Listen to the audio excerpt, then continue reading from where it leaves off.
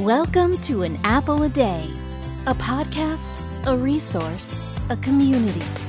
Share your experiences and learn from others as we overcome barriers and learn to live a happy and healthy life.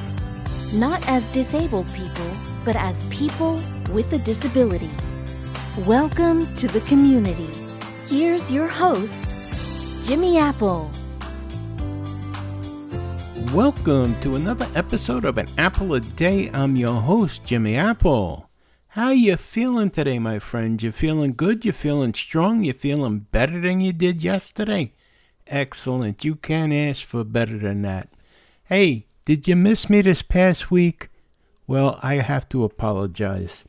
Once again, I had a visit to the hospital, and I'm back. I had my 17th, count them, 17th heart catheterization this past week. No stent this time. I have 11 stents in my heart. 17 times the doctor has stuck a wire through a hole in me into my heart to clean out an artery, stretch a valve, stretch an artery, an angioplasty, you name it. Put a stent in, you name it, they've done it in my heart. And I want to thank God for the fact that I'm still here. And I want to thank God for my doctor. I'm going to name him my favorite doctor, Dr. Reimers, and the team at Northern Westchester Hospital in Westchester County, New York. They're excellent. And my two favorite nurses over in the hospital, besides my loving wife, but my two favorite nurses in the hospital, Michael and Taylor, they were excellent. But here I am. I'm back. I'm back. Yep, 17 times to the cath lab in my life, and I'm back. This has been one heck of a year. I spent more time in the hospital this year than any other year between the heart catheterization this past week. I've had 2 strokes this year. Yep, count them, 2 strokes this year. I spent 4 weeks in rehab after the last stroke. I spent 2 weeks in the hospital for the stroke, 4 weeks in rehab for the stroke. Before that, I had a week and a half for the stroke before that. I lost my hearing this year in my left ear. I spent almost a week in the hospital for that. A lot of time in the hospital this year, and the year's going out with a bang with this one. But I'm back, and I want to thank you guys for sticking around and sticking by me. I really appreciate it. Anyhow, back to business here. I want to remind you, An Apple a Day is brought to you by www.famousapple.com. Famousapple.com is the home site for this podcast, so if you get a minute, check it out. While you're tripping around the web, make sure you stop by Living with a Disability. That's our group page on Facebook. You can get there by going to www.famousapple.com/group. So while you're tripping around the web, make sure you stop by www.famousapple.com/group. That's Living with a Disability on Facebook. I want to tell you about something that's coming up in the next week or so. Another podcast, and this is burning me right now. I had a discussion with a Social Security disability attorney. Not for nothing, just a discussion with, two people talking.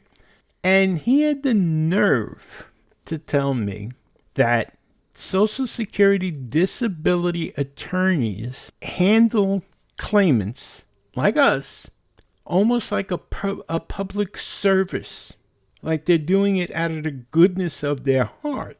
And I said to him, how do you figure that? You're helping us?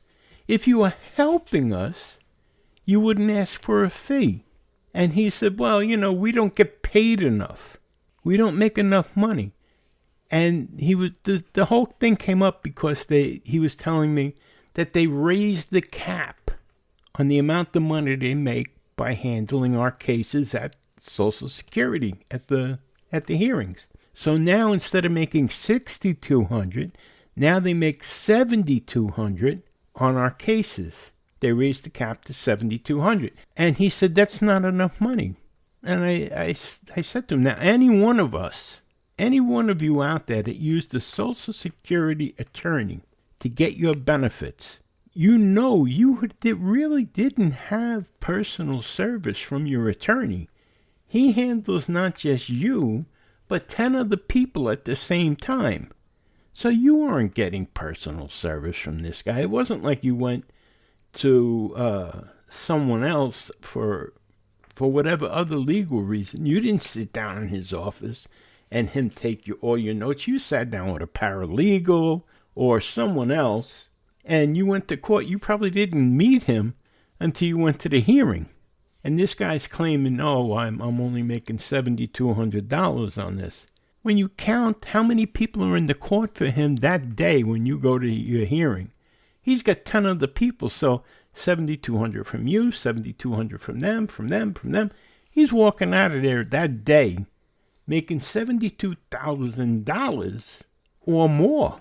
My heart's bleeding for him. And then he has the nerve to say, well, we're helping indigent people or people less fortunate. Hey, I don't know about you, but I don't think I'm any less fortunate than the attorney. Have you seen the way some of these people dress? I mean, come on. But anyway, we're going to talk about that on a future podcast in a week or so. But anyhow, we got a good one for you today. Being that I'm fresh out of the cath lab, we're going to talk about heart catheterization. And I'm going to take the fear out of it for some people, I hope. Because it's a scary thing when you first hear about it. But it's not as scary as you might think. Actually, it might be a little bit funny. So I want you to sit back, relax, and hopefully I'll ease your mind about this whole procedure.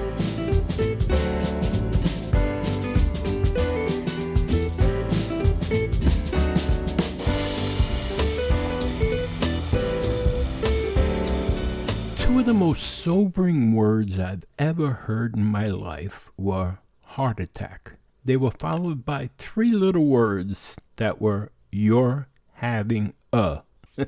I was 48 years old. I went to the hospital. I had a pain in my elbow, and they brought me in to the chest pain center. I was telling them I have a pain in my elbow, but they brought me in, had me on a gurney. The doctor said, you're having a heart attack. All of a sudden, my life changed. That struck fear in me. I seen my life flashing in front of my eyes. No one said I was dying, but my father died at the age of 48 from a heart attack, and my life resembles my father's. I'm named after my father. All I could see was my wife sitting there, and I'm thinking my life's over. I'm having a heart attack. And the doctor's talking, and he's saying not to worry. How do you not worry? They just told me I'm having a heart attack. And he says, we're going to get you into the cath lab. Now, I've heard of heart catheterization at that point, and I'm thinking to myself, what is it? I've heard of it, and I want to act like I know what it is, but I had no idea. I knew what a catheter was, and Lord, I was hoping it wasn't that, what I was thinking. But I knew what a catheter was, but I had no idea what a heart catheterization was. And I knew that there was a procedure where they stuck a wire through your groin, and all of these thoughts are going through my mind, and it was only making things worse, and I was starting to shake. And I said to the doctor, I said, what is it? And he started to explain to me, but I still couldn't get past heart attack in my head. And he explained it, that they go through the groin. At that time, they weren't going through the wrist yet. And now I'm thinking, you're going to stick a wire through my groin? Oh boy, was that terrible, that thought, that picture. It was making it even worse. And when they took me to the heart catheterization lab, that had to be the coldest place I had been yet. And there I was in a gown with no underwear on. I was freezing. And I was scared and my nerves were on end. And I said to the doctor, please, whatever you do, please make sure I don't wake up during this, because all I could think about was this wire going into my heart and traveling up through my body to get to my heart, and what was entailed and how is this going to feel. And I was scared to death. I was scared to death. And when it was all over, and I was waking up, I woke up to this nurse in the recovery room leaning down on my groin with this heavy bag of sand. And she asked me, I remember through a fog, her asking me how I felt. And I just remember saying, why are you leaning on my groin? And she explained why, and I don't remember what she even said. But I know that they were leaning on it, they had to put pressure on that for a half hour. Heavy pressure to try and, close up the hole.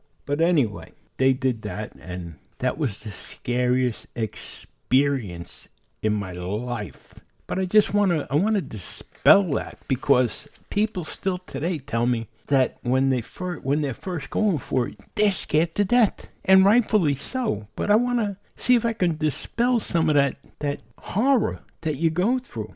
So what is a cardiac catheterization?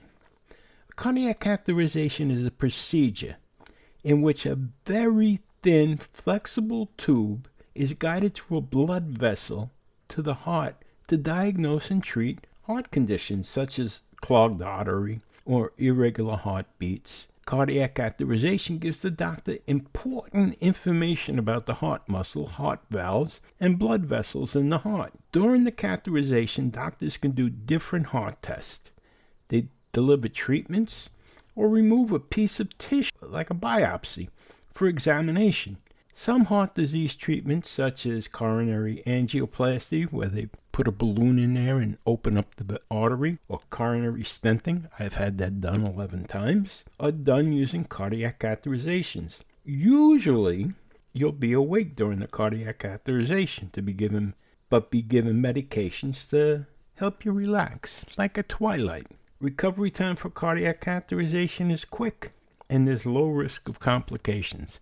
17 times I've had it done. 17 times, no complications. Why it's done? Cardiac catheterization is a common procedure done to diagnose or treat a variety of heart problems. For example, your doctor may recommend the procedure if you're having irregular heartbeats. They're arrhythmias, they call them. Chest pain, or angina, you might have heard, or heart valve problems, among other things. Cardiac catheterizations can be done during the diagnosis or treatment of coronary artery disease. I have that.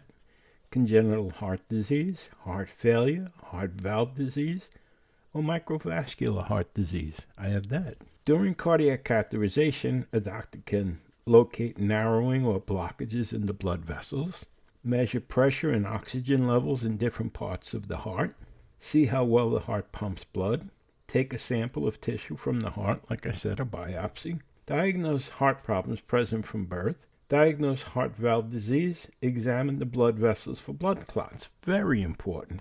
Cardiac catheterization may be done at the same time as other heart procedures, such as widening narrow arteries, treating irregular heartbeats and heart rhythms with cold and heat energy, closing holes in the heart, opening narrowed heart valves, repairing and replacing heart valves. Now here's some of the risks. Possible risks of the catheterization are bleeding, blood clots, you're in a good place if that happens, bruising, damage to the artery, heart attack, again you're in a good place, infection, irregular heart rhythms, kidney damage that might happen from the dye that they put in, but again you're in a good place for that, a stroke, again you're in a good place, or allergic reactions. If you're pregnant or planning to become pregnant, it's important to tell your doctor before having a cardiac catheterization. Now, how do you prepare for a cardiac cath? Don't eat or drink anything for at least 6 hours before your test, or as you're directed by your doctor. Tell your doctor if you take any kind of blood thinners. He'll tell you whether or not to take them before the procedure. Tell your doctor if you take diabetic medications. Certain dyes used in some cardiac catheterization procedures can increase the risk of side effects of some of your diabetes medications, including metformin. Take all your medications and supplements with you to the test. It's best if you take the original bottles so that your doctor will know the exact dose that you take. What can you expect? Before the procedure, before cardiac catheterization, you'll likely have your blood pressure and pulse checked. You'll be asked to remove dentures and any jewelry, especially necklaces that could interfere with the pictures of your heart. Sticky patches, they were called electrode, will be placed all over you. Believe me, they're a pain in the ass to get off, especially a guy that has a hairy chest. Now, this is a little bit tricky. A nurse or a technician will shave the hair from the site where the catheter will be inserted. Nowadays, they try to go through your wrist. But just in case, they still shave your groin, both sides, right and left. So this week, the doctor came into the room and he said, we're going to use your wrist. I was like, oh, thank God. So they came in to shave my wrist. Then the next thing I know, the nurse says, well, we're going to have to shave you below too. I was like, well, he said they're going to use my wrist. She says, yeah, but it's procedure. We have to do below too. So they took the razor, shaved my right side, then shaved my left side. So I figured like this, I'm ready for a bikini. But it's good they did, because it turned out there was a problem with my wrist and they had to go through my right side of the groin. Anyhow, what happens next after they shave you and everything is during the procedure. Cardiac catheterization is usually done in a hospital, in a room with special x-ray and imaging machines. Like an operating room, the cardiac catheterization lab is a sterile area. Believe me, it is. The specialist will insert an IV tube into your forearm or hand. Go for the forearm. Tell them you want it in the forearm. And give you medicine called a sedative to help you relax. The amount of sedative you needed for the procedure depends on your health condition and why you're having the procedure. You may be fully awake or lightly sedated, or you may be given a general anesthesia, fully asleep. During the cardiac catheterization, one or more catheters will pass through your blood vessel in the groin, wrist, or neck. I'd never had it done in the neck, depending on the reason for the procedure, and guided into the heart. I'm sorry, I did have it in the neck when I had my carotids done, but never into the heart. The area where the catheter will be inserted is numbered, and then a small cut is made to access the blood vessel. A plastic sheet is passed into the opening to allow the doctor to insert the catheter. What happens next depends on why you're having the cardiac catheterization. These are some of the common uses for the cardiac catheterization. Now let me just go back for a second here where it says they make a small cut. You're given a little shot. It feels like a mosquito bite, which numbs the area. You do not feel the cut. You do not feel it. Trust me, 100%, please trust me. You do not feel the cut. You don't even know what's happening. Now, one of the uses for a catheterization is a coronary angiogram. During this test, they check for blockages in your artery leading to the heart. A dye is injected into the catheter, an x-ray image is taken, and the dye helps them find blockages in the vessels. The next thing is a procedure in which the doctor uses hot or cold energy to create little scars in your heart, block abnormal electrical signals, and restore normal heartbeats. It's called cardiac ablation. The next one is called the balloon angioplasty, with or without stenting. This procedure is used to open a narrowed artery in or near the heart. The catheter can be inserted in either the wrist or the groin for this procedure. The catheter is guided into the narrowed artery. Then a small balloon catheter is inserted through the flexible catheter and inflated at the narrowed area to open it. Often, the doctor will also place a mesh coil called a stent at the narrowed part to help keep the artery open. A heart biopsy, very self-explanatory. They take a piece of tissue and bring it out to have it examined. And a heart valve replacement, where they replace a valve in your heart.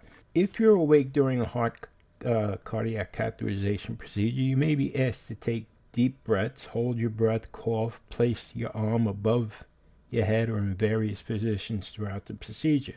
The table may tilt at times. You'll have a safety strap to keep you on the table.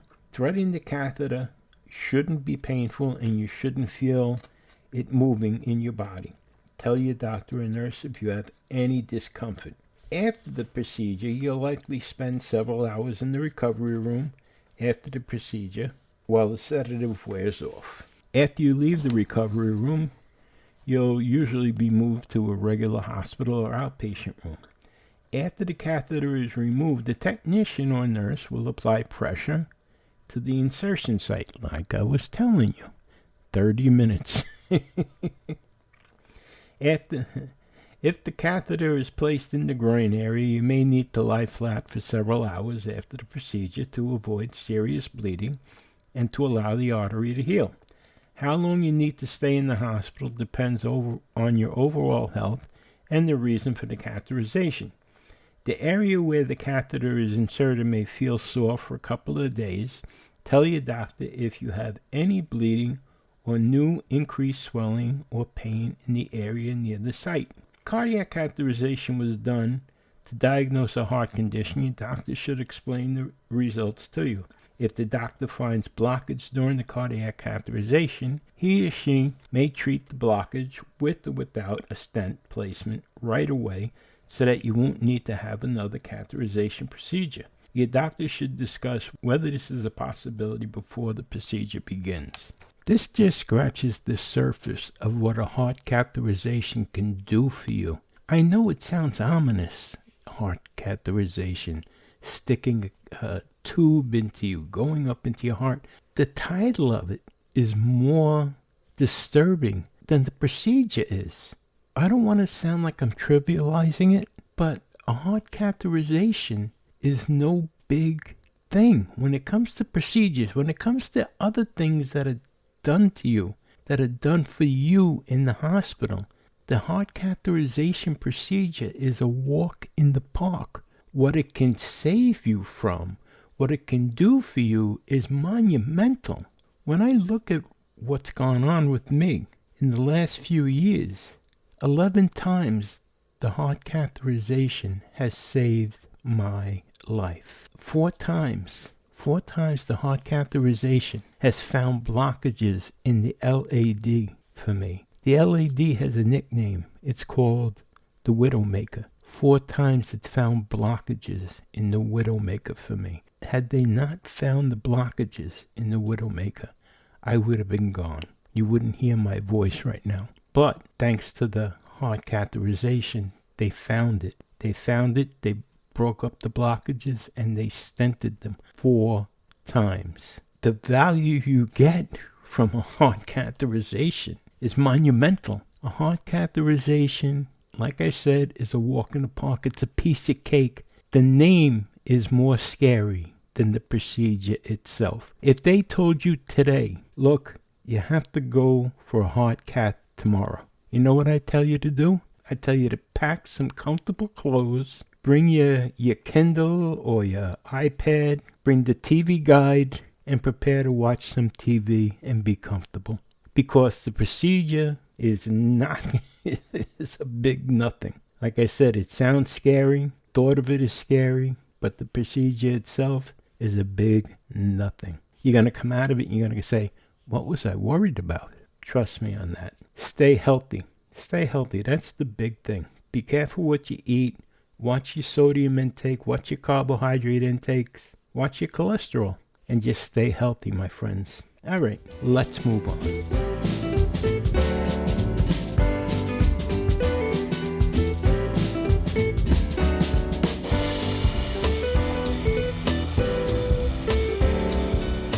Hey, I want to thank you, my friends, for stopping by today. And listen, if you ever have questions that you want to ask me, especially about this, the cardiac cath, or anything else for that matter, you can write me at Jimmy at famousapple.com. That's JIMMY at famousapple.com. Don't hesitate. Believe me, I'm there and I answer all. Also, if you want, you can join our Facebook group at Living with a Disability. I'm there all the time. Just go to www.famousapple.com/group. Sign up, join in. A lot of talking, a lot of chatting, people asking questions, answering questions, having a good time. You should too. Join up over at www.famousapple.com/group. Like I said, a cardiac catheterization is a big nothing, but it can give you monumental results. Don't be afraid of it. I don't want to remind you, things can always be worse. That's right, my friends.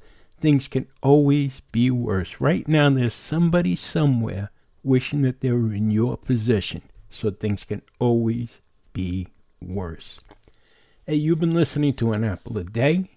My name is Jimmy Apple, and I'm going to talk to you again real soon. By the way, starting this week, the apple fritter will return. So I'll be talking to you every day, my friends. Have a great day. Thanks for listening to An Apple a Day with Jimmy Apple, your gateway to a happy, healthy life. Join our community at www.famousapple.com.